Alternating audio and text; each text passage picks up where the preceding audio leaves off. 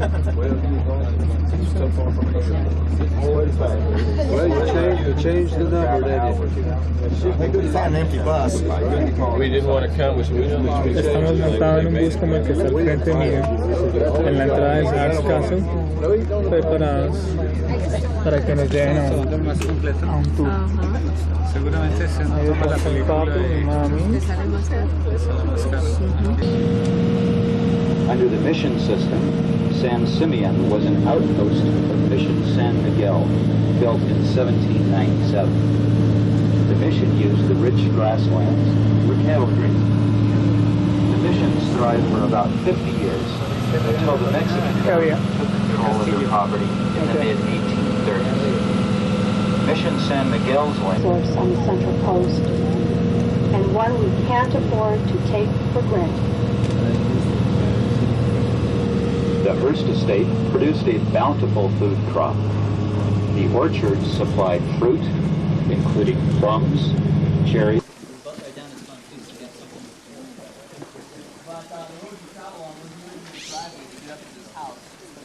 Back in the 1920s and 1930s here, and really met up Hearst still lived this place. The road you travel on the dirt road,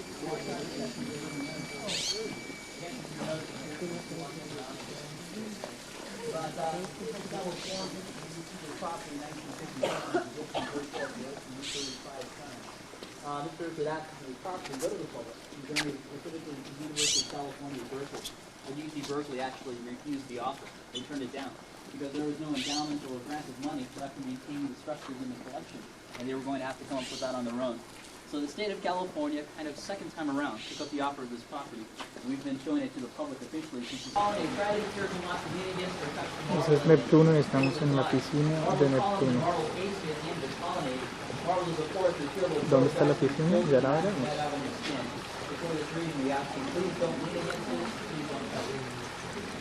Keep the marble nice and clean by applying to the marble surface and let it pack and works on the picture. And people will connect to the generation system. So help us out on that. But as we stand here poolside, we're actually moving at the shower loop and that's on our pool. About 3.5 feet deep in distance, the 10 meters deep in the opposite. The swimming pool is 104 feet long and 58 feet wide itself, so it'll 345,000 gallons of spring water. Water that was kept heated to a constant temperature.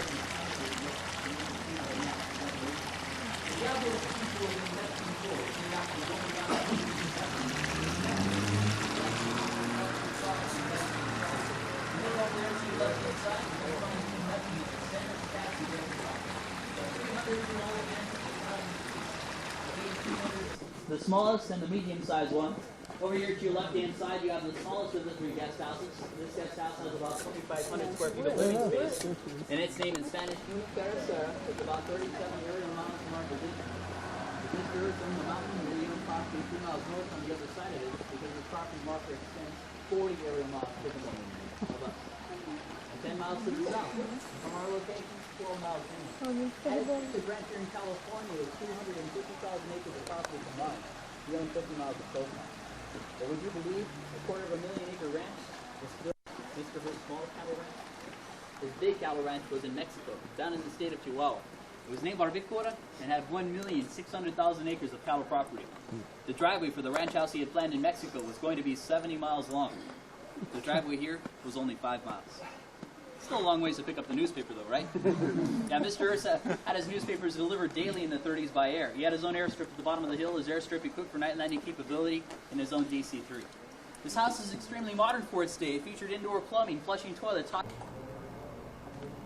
Esta es una de las habitaciones de la casa de invitados que se llamaba la Casa del Sol, que era una de 3 casas de invitados. Tiene la vista al mar y al atardecer.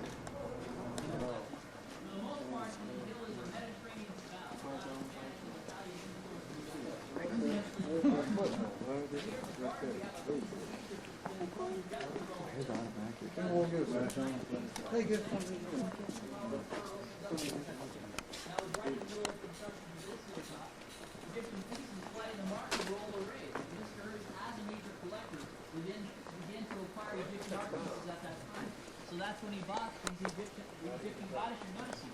This is the Egyptian goddess named Sekhmet. Sekhmet has the head of a lion, the body of a woman, who is known as the giver and taker of life. According to also known as the protector of the pharaoh, and that was part of the reason she was brought to San Simeon. The upper figure does not have a crack in it. That's a natural mineral that occurs in this rock called diorite. That's a pink vein of feldspar that's running through the upper figure. You have two head cracking pieces on the left and right hand side. But from dates we've estimated, these statues are somewhere around 3,500 years old. So by far the oldest antiques. I'll have to share with you on our tour this morning. But the statues have been carved from a granite-like material called diorite. So that's how she's held up through the centuries. So even with her age, you can still notice quite a bit of detail.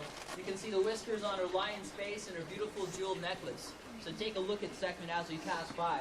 She was placed in this Art Deco style fountain, which was an idea of Julia Morgan's. Julia Morgan created the decorative tiles for the rises of the stairs at Lily of the Nile flower, and began constructing for the gardeners to plant Lily of the Nile flower in the adjacent flower bed. So to work together that piece of Egypt in a Spanish and Italian style garden. Did she do a good job?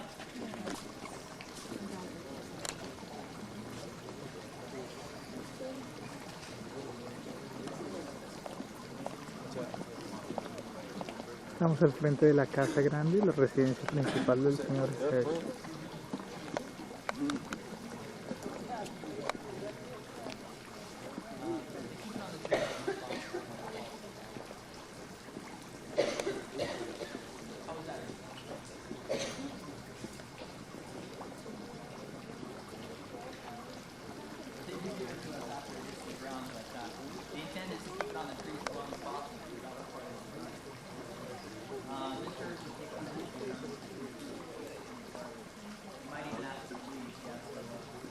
Yeah, don't pick the fruit today, folks. We don't pick the fruit today. We try to keep it on the tree as long as possible. That's part of the color design to the garden effect. And going along with the Mediterranean and surrounding flowers garden. Mr. Hearst had separate orchards on the south side of the hill where the tree was grown. So if you wanted to keep the fruit easier as you get in the 1930s, you need to go out to the gardens and keep it grown. You're responsible for the main house on the tree. Yeah, on one occasion, Mr. Hearst was expecting some visitors that they were looking forward to the fruit. He was expecting to show that to them in the gardens and part of the design there. But he had a heavy windstorm on the hilltop prior to their arrival. And so what he did, he gave instructions for his gardeners to take baling wire that tree back on the tree before the guests arrived. But standing here on the main terrace in front of the big house, Casa Grande, big house in Spanish for the reason that it is quite large, contains about 65,000 square feet of living space, about 10,000 square feet of storage areas alone. There's 115 rooms in the main house, 38 bedrooms, 42 bathrooms, and 14 sitting rooms. It has a movie theater, a partially constructed bowling alley, a billiard room, a wine cellar, and 2 electric Otis elevators to give you access to the 4 upper floors. The top floor level in the house is called the Celestial Suite. It's a bedroom in each one of the bell towers. You can see the windows there at that top floor level. But those bedrooms are conveniently located below 18 Carillon bells per tower. The bells are from Tournai, Belgium, and they were Mr. Hearst's birthday gift from himself to himself. A nice birthday gift that way. The bells are played electronically by a keyboard on the ground floor level outside of the movie theater. We'll pass by that later on and I'll point it out.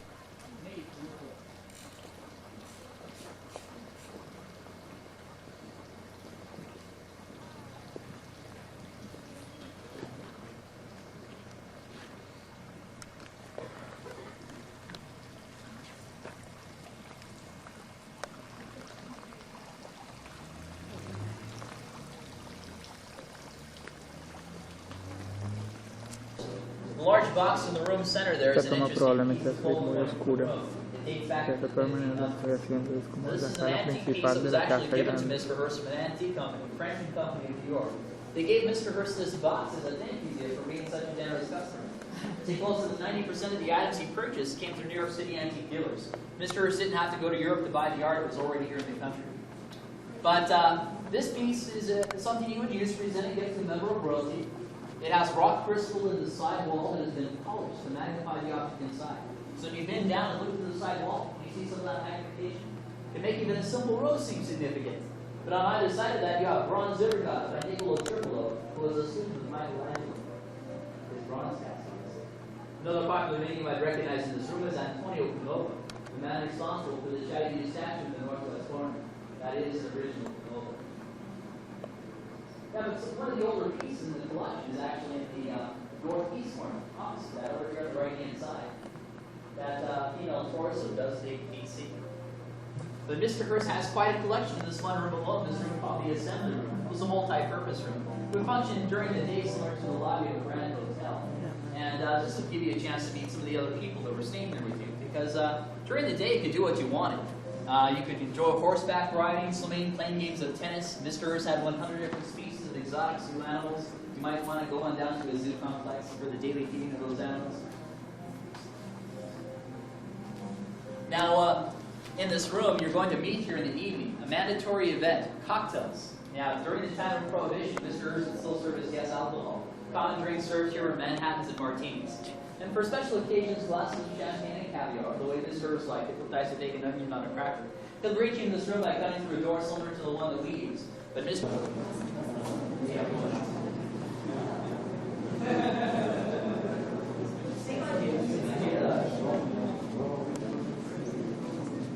Aquí es donde vamos a comer en un momento.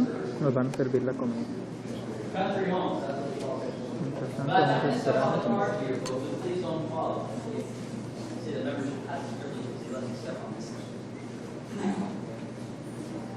Well, we'll gather into this room, Mr. Hearst's dining room, named the refectory. Refectory is a name given to a dining facility in a monastery. Have you caught on to the religious thing here yet? You notice the front of Casa Grande looks like a church or cathedral in many ways. Tower sections of the building were patterned to the African Cathedral of London's fame. You look above your head, the ceiling has carved representations of life-size Roman Catholic saints. So would you say that Mr. Hearst was Catholic? You might think it just looking at his house, right?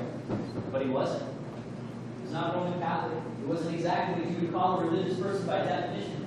I mentioned his lifestyle earlier. He wasn't a churchgoer, you see. Even though he felt it was a good idea for you to go to church, you wouldn't find him there. But his house, in some ways, does look like a church or cathedral, but not because he's a very religious person. This is being consistent with the theme of this hilltop. What he did on this hilltop. But occasionally, if you're lucky, you may find a rare masterpiece. And I think I did. It was a long-forgotten can of film. Lifting the lid was almost like opening King Tut's tomb. For inside were pictures which no one had ever seen before. Home movies, taken years ago within the confines of the largest, costliest, and most imposing private estate on the North American continent, San Simeón, the fabled citadel of William Randolph Hearst. Today, San Simeón is possessed by Glinty. In town, he was very reticent about having his picture taken, but up here he seemed to have no objection. He'd even kid about it. Part of the daily routine was to move the guests to the adjoining zoo to witness the feeding of the animals.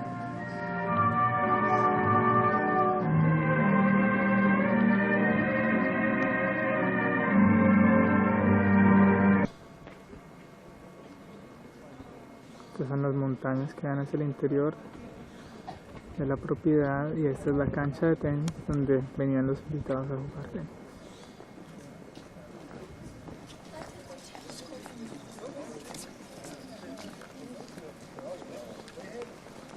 Sigue su camino, señor. Wow.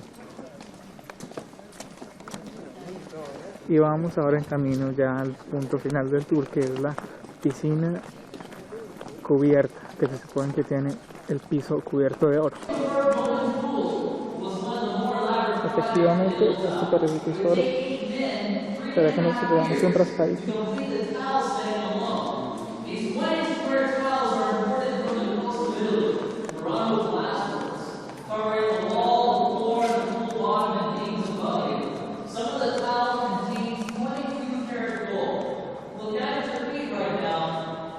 You're walking on gold.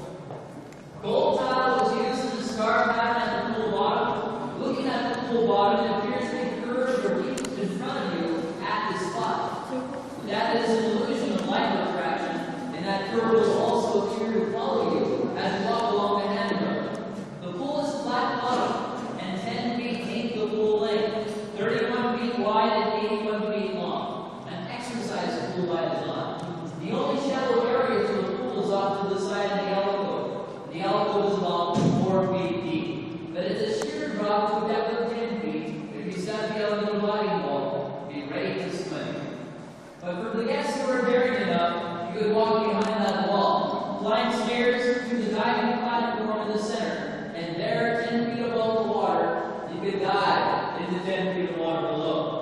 But like the outdoor swimming pool, the water here was also heated to 80 degrees, and steam would be rising from the water surface when combined with the cool evening air at night. At night, this was an extremely romantic place to come down to, because at that time, your only lights would come from the alabaster globes at the whole perimeter. Such a romantic place. Most of the service guests would come down here late at night for that reason. But instead of exercise swimming as the pool was intended, most of the first guests would use the elbow off to the side for late night romance. And for the reason first guests would end their day here, this is where we do our tour with you as well. So on behalf of my fellow tour guide, Jerry, and on behalf of the state of California, I'd like to say thank you for visiting with us today. We'd like to see all of you again in the near future. But for now, folks, your bus awaits through the center door. Thank you for coming.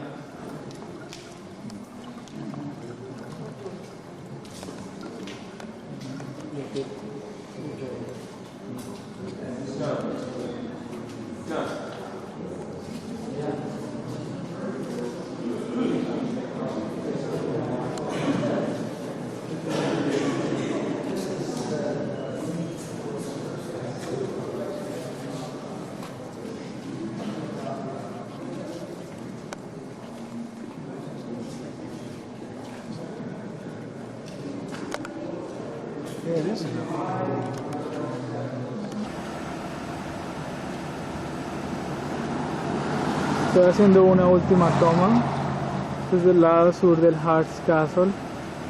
Estamos sobre el Highway 1 y ya vamos rumbo hacia Los Ángeles, que está como a 6 horas de aquí.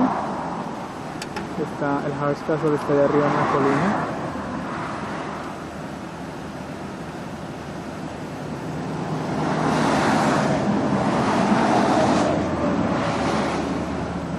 Y ahí que nos vemos aquí, está mi mami. Ahora sí saluden. Hola, ¿les gustó el castillo? Que está allá arriba en la colina.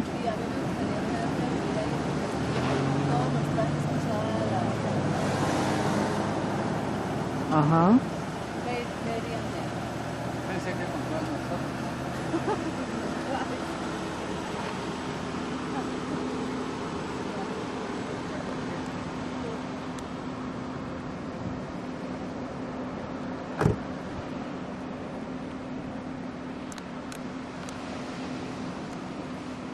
Y aquí en esta piedra está un grupo de cormoranes asoleándose.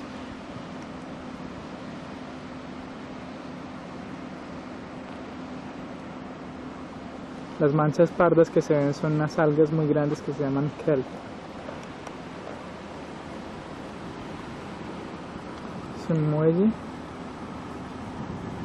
de la playa.